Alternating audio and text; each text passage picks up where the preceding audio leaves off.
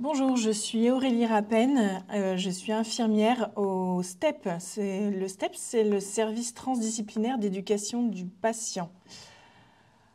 Et c'est ce que je vais vous présenter aujourd'hui. Alors, au sommaire, on va déjà définir ce que c'est que l'éducation thérapeutique. Ensuite, je vais vous parler de qui nous sommes et où nous sommes, nos activités, nos missions et comment nous contacter. Donc, dans un premier temps, l'éducation thérapeutique ou ETP, c'est quoi? Alors, c'est défini par l'OMS comme l'éducation thérapeutique vise à aider les patients à acquérir ou maintenir des compétences dont ils ont besoin pour gérer au mieux leur vie avec une maladie chronique. Ça, c'est la définition de l'OMS. L'éducation thérapeutique du patient, elle fait une partie intégrante et de façon permanente de la prise en charge du patient. Sa finalité, c'est l'acquisition et le maintien par le patient de compétences d'auto-soin dans un premier temps. C'est-à-dire que le patient, l'acquisition de ces compétences sont ce qu'on appelle des compétences de sécurité qui permettent de sauvegarder la vie du patient, déjà, c'est un minimum. Mais aussi la mobilisation ou l'acquisition de compétences dites d'adaptation. Ça va être plutôt des compétences personnelles et interpersonnelles, cognitives ou physiques, qui permettent aux personnes de maîtriser et de diriger leur existence, d'acquérir la capacité à vivre dans leur environnement et à modifier ce qui devrait l'être. Ces compétences-là s'appuient sur le vécu et l'expérience antérieure du patient et font partie d'un ensemble un peu plus large de ce qu'on appelle les compétences psychosociales. Ce cadre, l'éducation thérapeutique, elle a un cadre bien particulier.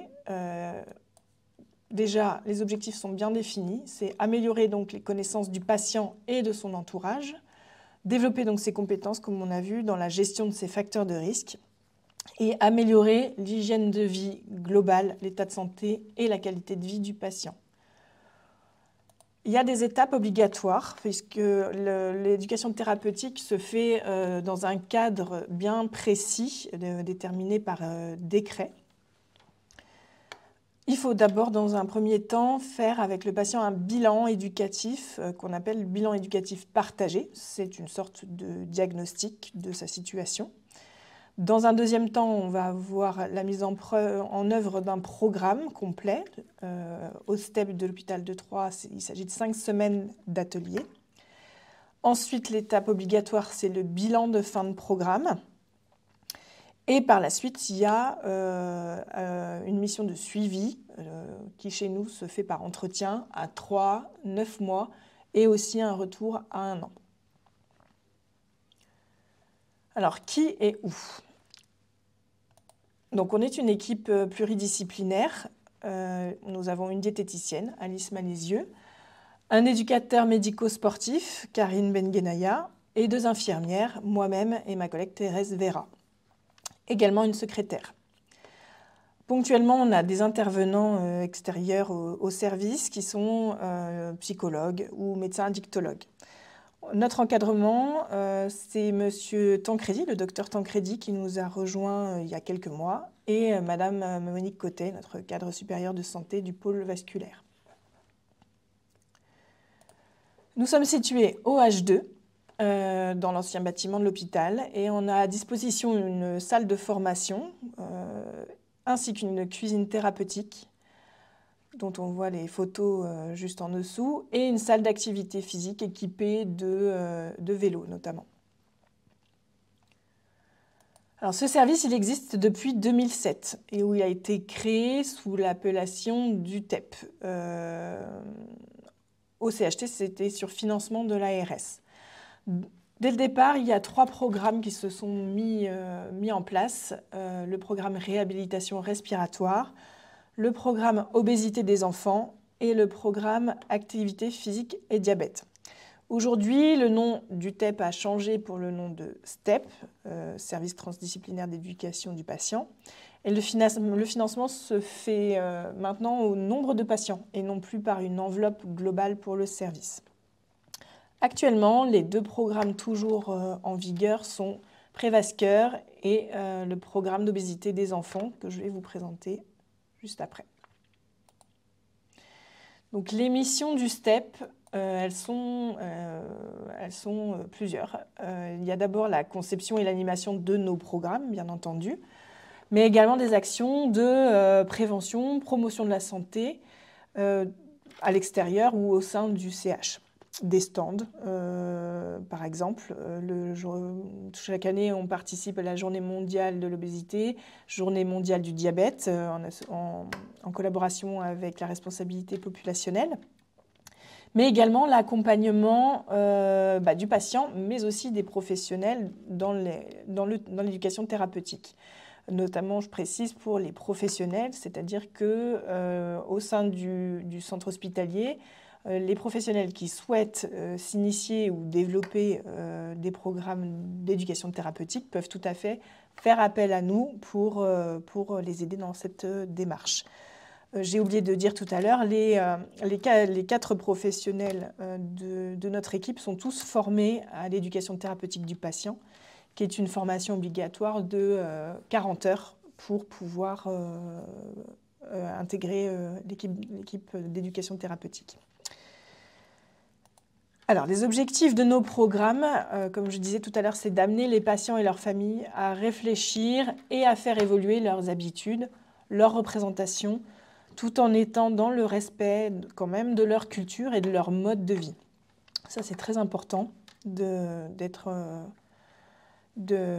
les inclure et de ne pas changer non plus radicalement leur mode de vie pour qu'ils puissent adhérer au changement.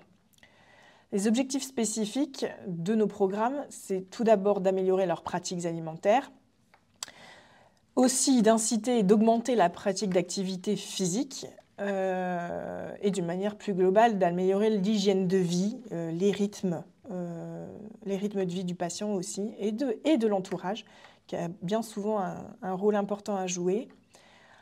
Et enfin, de les responsabiliser également dans leur prise en charge et de développer leurs connaissances au sujet de leur situation de santé.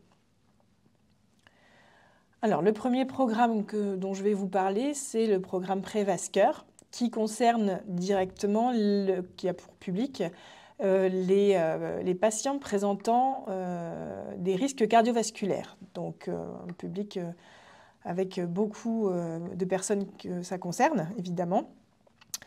Pour pouvoir participer à ce programme, et on a retenu plusieurs critères d'inclusion, c'est de souffrir au moins d'un des facteurs de risque suivants: tabac, hypertension ou dyslipidémie, ou également diabète ou ayant des antécédents de pathologie cardiovasculaire. Voici un exemple du planning type.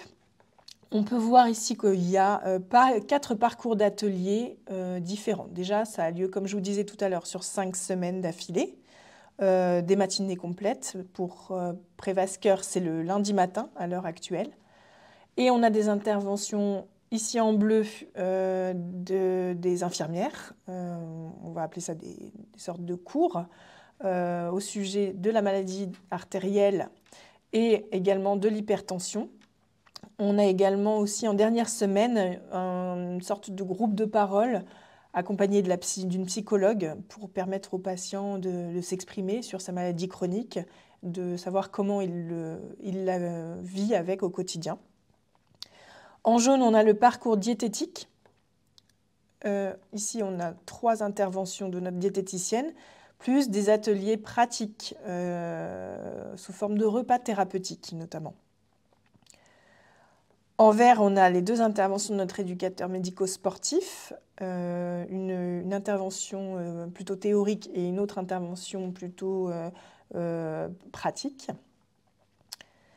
Et également un atelier de prévention sur le tabagisme avec un médecin addictologue. Et le dernier jour, on fait également le bilan et l'évaluation finale. Ce qui est important de dire aussi, c'est que chaque semaine, à la fin de l'intervention, il y a un objectif qui est fixé conjointement avec le patient, qui doit s'engager à réaliser pour la semaine suivante. Donc ça lui permet vraiment d'être inclus dans sa prise en charge et de le responsabiliser. On a ensuite le programme Obésité des enfants. C'est un programme historique du STEP puisqu'il existe depuis le début, depuis l'ouverture du service, donc 2007, à la demande du docteur Soto. Ce programme-là, il concerne les enfants qui sont en surpoids ou en obésité, mais également leurs parents qui doivent obligatoirement participer également au programme, puisqu'ils ont souvent évidemment un rôle à jouer dans l'alimentation et la vie d'une manière générale de leur enfant. C'est un programme destiné aux enfants de 5 à 11 ans. On distingue les petits entre 5 et 7 ans et les plus grands de 8 à 11 ans. On a pour projet actuel, pour la suite, de développer un programme spécifique pour les adolescents entre 12 et 16 ans. C'est pour l'instant à l'état de développement. De 5 à 11 ans, j'ai oublié de dire, jusqu'à 11 ans, c'est jusqu'à la grande section de maternelle jusqu'au CM2. Voici ici un exemple de planning concernant les enfants les plus grands de 8 à 11 ans. On voit sur ce planning-là que parents et enfants ont des ateliers à la fois communs, comme la première semaine par exemple, équilibre alimentaire et activité physique qui se fait ensemble, et d'autres ateliers séparément, où les parents ont par exemple la deuxième semaine, on a une intervention auprès des parents en diététique et une intervention auprès des enfants, là ici un atelier avec l'infirmière. Tout comme le programme Prévascœur, les programmes d'éducation thérapeutique concernant les enfants se font sur 5 semaines également, avec un bilan en fin de programme et à chaque fin de séance, un objectif à réaliser pour la semaine suivante. Alors, on voulait vous faire part de quelques statistiques qui sont extraites des dernières évaluations quadriennales qui sont obligatoires dans le cadre de la déclaration à l'ARS. Ici, concernant le programme obésité de l'enfant, les questionnaires de satisfaction ont permis de montrer que plus de 76% des participants sont très satisfaits ou 19% satisfaits. Donc au total, plus de 90% des patients sont satisfaits du programme auquel ils ont participé et 93% donc, pensent qu'il va les aider dans leur quotidien. On voit également, on a 74% des enfants en fin de programme qui ont eu une évolution favorable sur la courbe de corpulence. Et à 9 mois, donc beaucoup plus tard, il y a toujours 43% des enfants qui ont une évolution favorable. Pour nous contacter, c'est très simple. Déjà pour le recrutement, pour commencer, chaque patient qui participe à nos programmes sont soit adressés par un médecin, que ce soit un pédiatre pour le programme enfant, ou alors ça peut être également un médecin spécialiste, le médecin traitant, mais également la médecine scolaire par exemple, ou tout autre correspondant professionnel de santé, idée libérale, diététicienne, etc. Et bien sûr et surtout, tous les professionnels de santé qui exercent au CHT, qu'ils soient médecins ou paramédical. La capacité d'accueil du service pour chaque programme, c'est environ une trentaine de patients par an, plus leur accompagnement. Pour nous contacter, c'est très simple. Il suffit de prendre contact directement par téléphone ou évidemment se déplacer dans nos locaux qui sont situés au bâtiment H, au 2e étage, pour rappel. Et donc le numéro de téléphone s'affiche ici, 03 25 75 92 22, où vous avez la possibilité aussi de nous envoyer un email à l'adresse indiquée qui arrive chez nos secrétaires. Je vous remercie de votre attention